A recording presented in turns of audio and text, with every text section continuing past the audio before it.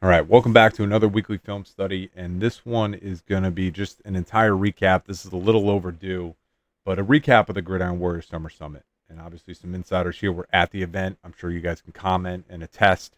But man, it was an absolutely awesome day, better than I could have possibly imagined. Obviously, I wanted the day to go well. You know, being the organizer, being the person that ran it, it went better than I could have possibly imagined. I think it's going to be, especially when the videos come out and you guys get to watch those. If you haven't signed up yet, it's way back in there.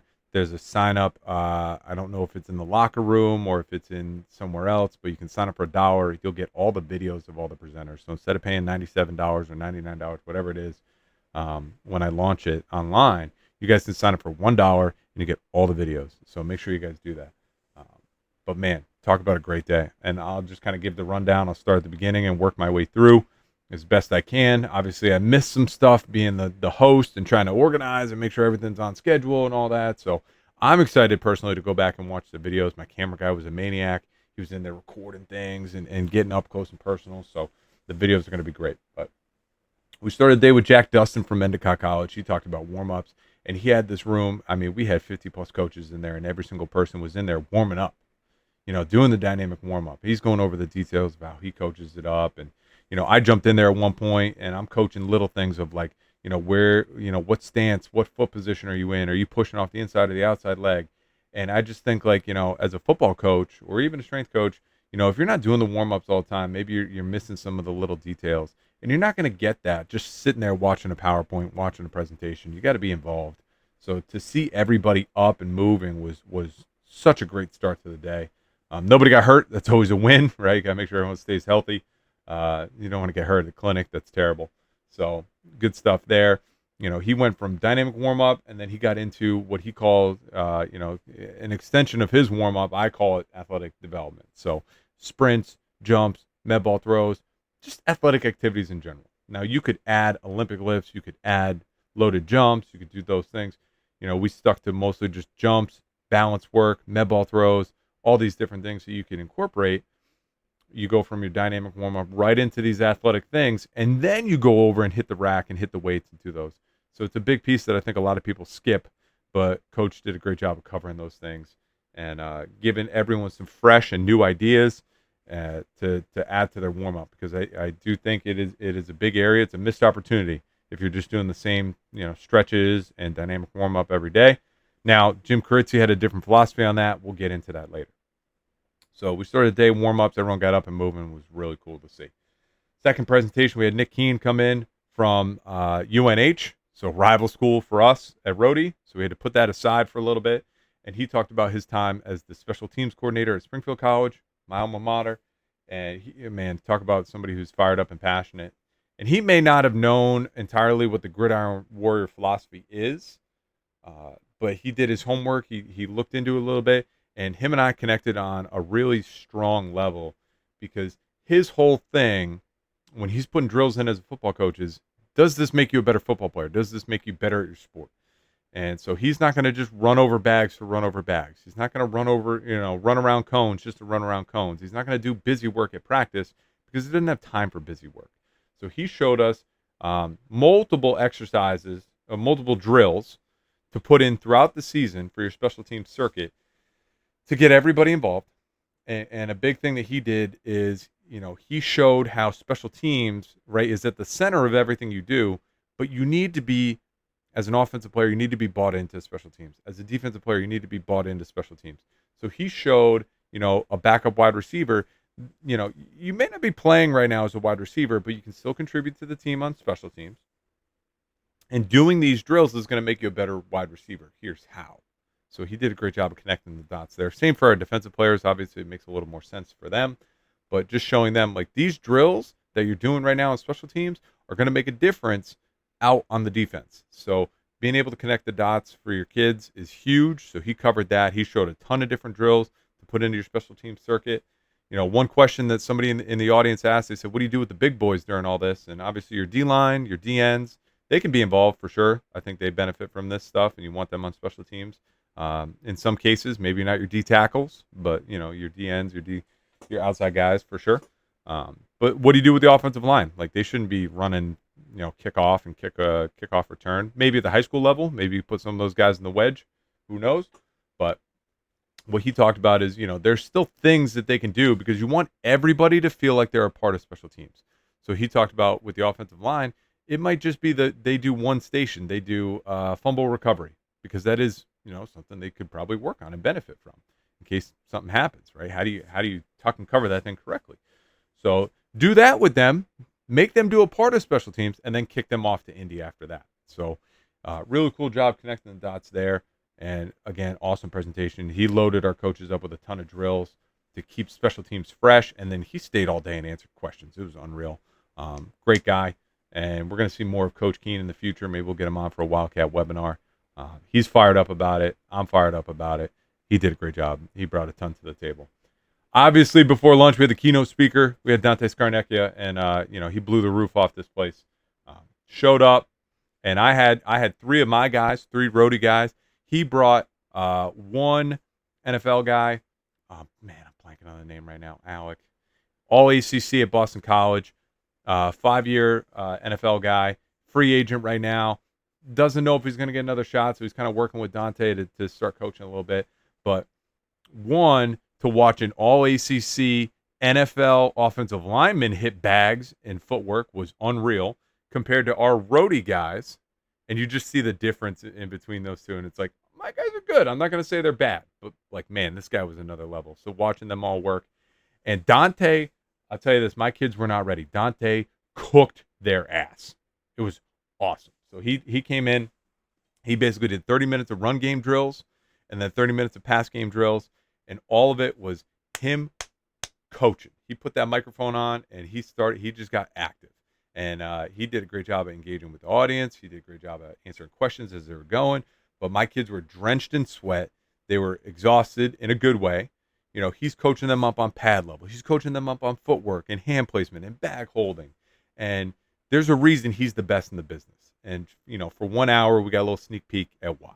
And it's like he was relentless in not in a negative way, not in a demeaning way. He coached him. He coached him hard. He coached him harder than I thought he was going to coach him. He's giving the guys a little shit in a good way.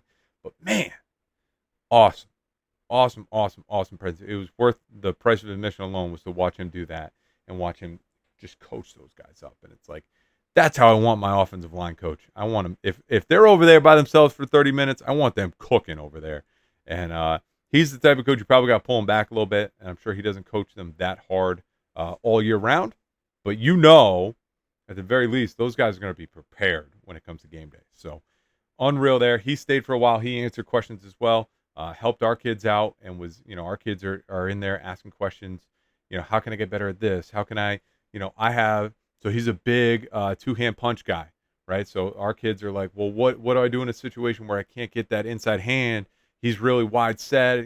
So he's going in there and he's coaching details like that too. And you can't get that anywhere else. You can't get that in a lecture hall sitting down at a table and he's going over stuff on film. You can't get that level of coaching anywhere else. It was worth it. It was so good. Man. Lunchtime, we had barbecue. So we had takeout trays to go of brisket, wings, cornbread. Coleslaw was unreal. Man, you can't beat that. That was so good. So that was just a great sidebar. I was worried that the food was so good that people would just be done by the afternoon. They'd be sleeping. But again, you don't have a table. You don't have a presentation to fall asleep to. You got to be kind of active and involved. So that it kept people awake in the afternoon, which was good. That was always my concern there. So we start the second half of the day. I'm trying to remember my lineup real quick. So we started the second half of the day. We had Jim Kiritsy from Naval Academy, and he brought the heat. You can just tell that guy loves being at Navy. He loves coaching those guys up. It's an honor and a privilege for him to do that. So he went over his summer program. He went over 2 days in his summer. He went over Max V Day that he does early in the week. So everything from the warm-up. And his warm-up, his philosophy is we do the same exact warm-up every day. From day one of the summer to the Army-Navy game at the end of the season or a bowl game at the end of the season. It's the same warm-up every day for a consistency stake, for a standard stake. He wants to make sure that the standard is the same every single day. I'm a little different. I know Jack Dustin's a little different. We like to mix the warm up and keep it fresh. He's like, nope, stays the same every day because that's the baseline. And we need to, if we're flat, we need to raise ourselves. If we're having a good day, awesome. We know where we stand. So different philosophy there. He went into his speed work, how he gets top speed work in, and he's got a lot of limitations, right? He's got kids that are rucking and swimming, and they're banged up and beat up. So he different than how I would do it, which was cool to see. Just a different philosophy as it comes to max V and getting people running at top speed. And then he went into the weight room piece. He's a big triphasic training guy, so he went over the triphasic training details. He had some of our guys, and he was demoing how to do triphasic training with partners and things that he's covering in his lift. He talked about big modifications. So if a guy can't back squat, what do you do? Can't front squat, what do you do? Quarterbacks, what do you do differently with quarterbacks?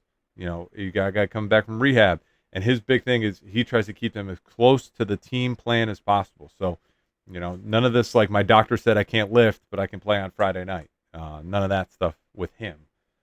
If you're in the room, you're as close to involved as possible, even if that just means you're a spotter, even if that just means you're changing plates and you're counting for your teammates. But he wants the team atmosphere and keep them connected as much as possible. So really cool to see that. His second day was more of an acceleration-based day, so he went over that. He went over some of his little bit of acceleration conditioning with his 10x10 protocol and stuff as well. He stayed and answered questions for coaches that had him as well. So for the high school coaches out there that wanted to maybe learn more about strength conditioning, he was awesome. Obviously, just his passion and his energy alone was something that like got me juiced up, and I was like ready to run through a wall for him. And I'm obviously not one of his athletes, but I was ready. Electric. So that was there. And then after that, we had Andy Ryland, formerly from USA Football. He came in and just talked about tackling for an hour. And, some things that I stole from him. Obviously, I've stolen a lot of his stuff when it comes to the Scores and Stops course that I put out and creating situations that are real and feel like football.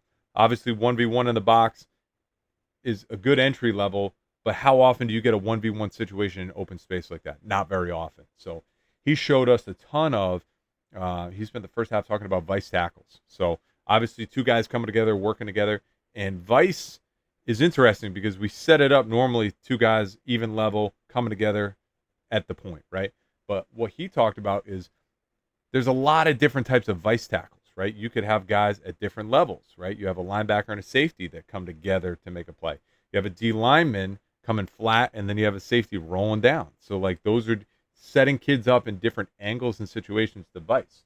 You might have a guy in front and a trail guy, right, coming back to make the play. Now the front guy is trying to vice him into the help that's chasing from behind. You have certain situations where you set 3 guys up, 2 come to vice, and 1 comes and plays the home run hitter in the back end, right? So it's like you never know who's going to be your vice partner. So communicating and saying, I'm here. And so now you know where your help is and where you got to push the ball carrier back into. Really cool stuff there, next level concepts. I hope some coaches are stealing those drills and mixing them into practice because I think it's going to make your team tackling better. We talked about using the sideline as a vice tackle, quote unquote vice tackle as well. That's a teammate that is never going to leave you, never going to betray you, never going to do you wrong. So can you steer the ball carrier into the sideline and use that as part of your leverage advantage? So talk about those things. And then you talked about just tackling drills as well, clamping, rolling, finishing, all the things that I don't think we do enough of that we can incorporate into practice and build those in. So really cool stuff there. That's probably the one presentation. I was cleaning up lunch. I'm putting stuff away. I missed some of that stuff. I'm excited to go back and watch Andy's stuff. I know I'm going to get a lot out of it for our off season, especially our Scores and Stops components. But I think as a football coach, there's probably a ton of stuff you can steal from there that was really good. And then, we finished the day. I finished the day myself talking about neck training because I think it's something that is, 1, neglected, but 2, can easily be done wrong. So I took the team through. It took the audience that was still there how to do manual neck training appropriately. And if you don't have kids that you trust, if the maturity level's not there, there's a ton of neck training you can do that doesn't require a partner, right? Wall stuff, med ball stuff, isometrics. So how can we start doing those things to guarantee that we're still training the neck, but doing it in a safe way? And then if we can introduce partners and increase the resistance, let's do that. And then also talk about indirect neck. So obviously you have direct neck muscles that you're trying to train, but indirect, trying to build the armor, right? Your traps, your rear delts, your shoulders, and just beef everything around this up. And then I finished talking about vision training because in my opinion, right, neck training is like building a bigger car, bigger, stronger chassis and base. But if you improve the vision system and you can see the car crash coming, you're going to put your body in a better position maybe to protect your neck and your head from that potential crash and collision. So I showed everyone a couple of vision drills that we've started incorporating, how to improve your vision so that you are maybe a little bit more receptive and your overall radar for anything coming your way is increased. So hopefully you can reduce the likelihood of concussion if you can see the crash coming. So again, such a great day. Obviously we had all of our sponsors. We had Endorphin give everyone bags to put all your stuff in, so drawstring bags. We had t-shirts to give out as well. Perform Better stepped up big time, gave everyone mini bands, notebooks, catalogs so they can order equipment if they need to. Rogers Athletics sponsored Jim Kiritsy's talk, so they came in and showed off some bags, and we used some bags throughout the day from them. Plyomat gave away a plyomat as part of a raffle, so somebody walked out of here with a $900 plyomat, which is sick, especially if you're a high school program and you want to get into jump training and monitoring. Like, there's nothing better than a plyomat. So that was really cool to see. Aesthetics, the company that I use for weight belts, gave away one custom weight belt, so that was really cool. Somebody walked away with that. And then I'm trying to think of Abacus Sports, the flooring company came in. They were a sponsor of the event. Play, another equipment / flooring company came in. They sponsored the event. I want to make sure I'm not missing anybody on our event. Let me real quick. Right, obviously, we got the shirts. Got the shirts at the summit. Train Heroic is the company that I use. You hear them on the podcast all the time. I use them for our online programming. So they're obviously a sponsor of the event. They were huge. Iron Neck for my own talk. So I showed our Iron Neck here of how you can add the Iron Neck in for rotation, which I think is a very hard to train component. Obviously, you can do flexion, extension, right? But rotation is such a dangerous thing, right? If you rotate your head and get in a weird wonky position. So the Iron Neck is great for that. They gave away 10 neck harnesses to one high school program that came to the event. So we raffled that off. So some schools walking around with 10 neck harnesses now to increase their neck training, which is really cool to see. So awesome sponsors, awesome food, awesome speakers. The people that attended too, and this is another piece. Coaches that love talking ball, coaches that love this stuff. And man, talk about an environment to be in. And if you weren't at this one, it's okay. I'm not mad at you. I'm a little disappointed, but I'm not mad at you. But I can promise you this, you're going to want to be here in 27th. So July 17th, 2027, put it on the calendar now. You can pre-order, right? You can pre-order right now and secure your spot because this thing will sell out next year. I promise you that. It's going to sell out. I'm going to have to put a limit. I'm going to have to turn people away. Selfishly, would I like to make more money and invite more people? Yes, but I'm not doing that. I'm keeping it in this room because I think there's value in being in an environment that you're going to train in and coach in and learn in. And, I think too many people, it starts getting watered down. You don't get your questions answered. It's not the same. So I can tell you for a fact, it's going to sell out next year and you're going to want to be here. You're going to want to be at the summit. It's going to be an event that, again, we're going to get bigger and better speakers. We're going to get bigger and better sponsors. I don't know if we can top the food. We're just going to have to keep that standard there. But, man, talking about a great day, a ball, a great day of S&C. And it was just, again, beyond my wildest dreams. So if you were at this one, please comment. Talk about your experience here. If you weren't at this one, get the videos. Watch the videos. See what you missed out on. 2, sign up for next year. Lock your spot in now. It's going to be cheaper now than when I post it in 27. When I post it in 27, it's going to be the same thing. It's going to be about $200. Sign up now. You're going to get it for half the price. So lock your spot in now. You don't want to miss this. For my strength coaches out there, we gave out CEUs as well. So you can put this on the school card and say, hey, no, this is a Con Ed event. I need to go. The school needs to pay for it. It's absolutely worth it. Again, as we get closer to 27, we'll put out more testimonials and more feedback about the event. But I have dozens of messages in my phone. Coach, this thing was electric. This, it was everything I was hoping for and more. Right? I'm looking through right now. Just first message I pull up on my phone. Just want to say thanks again for the summit. It was awesome to be there. I learned a ton. Coach Kiritsy was my favorite. Like countless text messages from people talking about how good this event was. We had one person drive from North Carolina, 13 hours, drove up for the event, and he said it's the best conference he's ever been to. So the bar has been set pretty freaking high for next year, but I have a good feeling we're going to bring in some great people. If there's anyone you guys really want to see next year, if there's anyone that you're like, man, if you could find a way to get X there, I'm in. Comment that. Let me know who you want to see next year at the summit, and I'll do everything in my power to make it happen. So that's my recap of the Summer Summit. Hope you guys got something out of this one. Again, the videos are coming out soon, so make sure you check those, and I'll see you guys on the next one.